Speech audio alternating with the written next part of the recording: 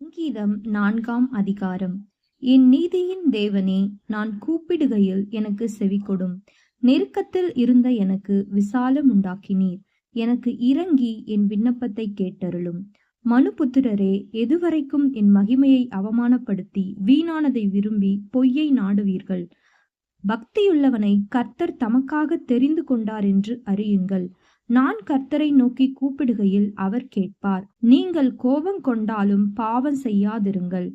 உங்கள் படுக்கையிலே உங்கள் இருதயத்தில் பேசிக்கொண்டு அமர்ந்திருங்கள்.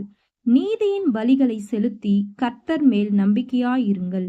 எங்களுக்கு நன்மை காண்பிப்பவன் யார் என்று சொல்லுகிறவர்கள் அநேகர். கர்த்தாவே, உம்முடைய முகத்தின் ஒளியை எங்கள் மேல் பிரகாசிக்க பண்ணும்.